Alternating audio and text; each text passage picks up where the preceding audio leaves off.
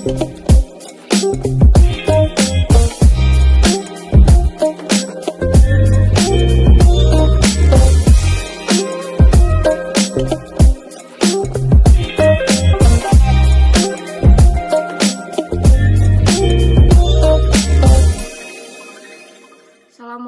warahmatullahi wabarakatuh.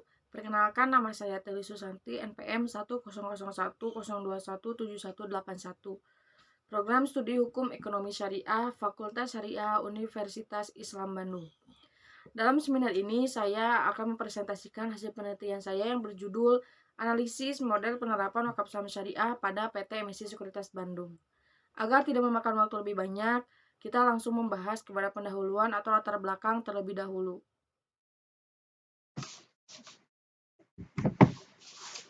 Otoritas Jasa Keuangan bersama Bursa Efek Indonesia meluncurkan produk yang ada di pasar modal syariah, yaitu wakaf saham syariah.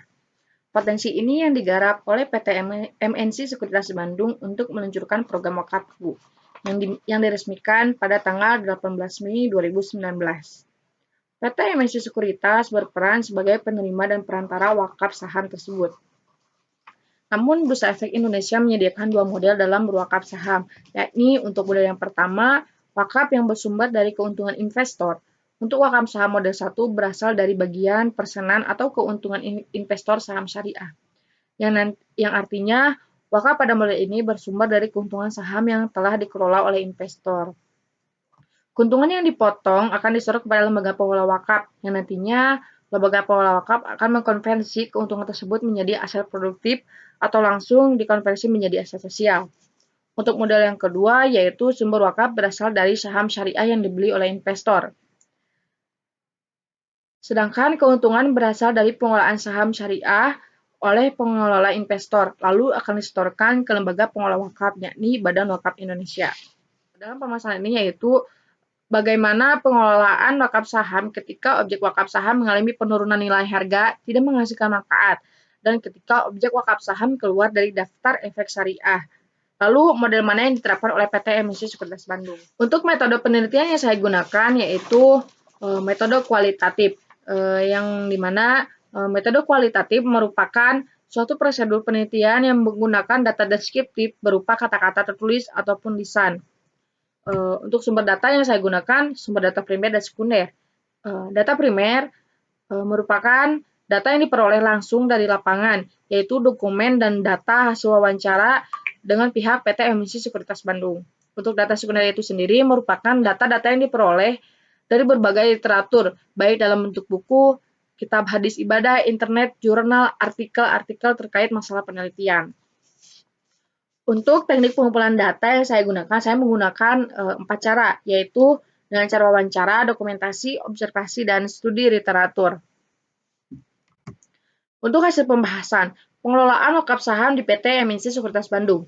Wakaf yang diterima oleh PT Emisi Sekuritas masuk ke dalam portofolio Nazir Badan Wakaf Indonesia atau BWI yang nantinya akan dikelola dan digunakan untuk kepentingan umat yang membutuhkan. Setelah itu, pilih peruntukan saham yang akan diwakafkan kepada penerima wakaf dalam 5 bidang tertera, yaitu untuk pengembangan ekonomi, kemaslahatan umat, pembiayaan pendidikan, pelayanan kesehatan, dan dakwah Islamiyah. Dalam hal ini, investor atau nasabah PT Emisi Sekuritas Bandung atau masyarakat lainnya dapat bertindak sebagai wakif, yaitu yang mewakafkan hartanya atau sahamnya. Wakif dapat berupa perorangan, badan hukum, atau lembaga dan organisasi lainnya. Tidak hanya dibatasi perusahaan atau badan hukum saja yang dapat mewakafkan sahamnya. Analisis model penerapan wakaf saham syariah di PT MNC Sekuritas Bandung.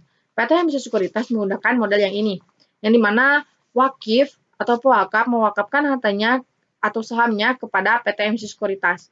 Tapi MNC Sekuritas memberikan cara lain dengan cara wakif atau pewakaf bisa mentransferkan uangnya kepada rekening MNC Sekuritas, yang nantinya uang tersebut akan dibalikan kepada lot saham sejumlah dengan uang yang ditransferkan oleh wakif atau pewakaf.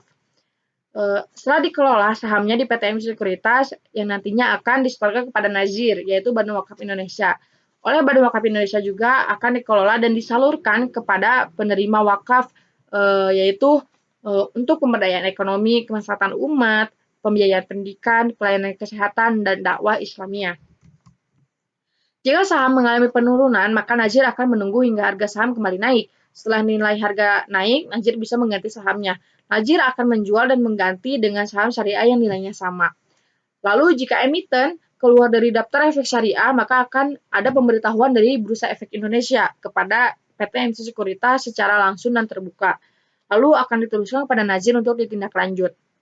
Untuk tindakan yang diambil oleh Nazir apabila terdapat emiten yang keluar dari daftar efek syariah adalah dengan cara menjual dan membelikan kembali saham syariah di emiten lain yang terdaftar di dalam daftar efek syariah dalam waktu maksimal 10 hari kerja.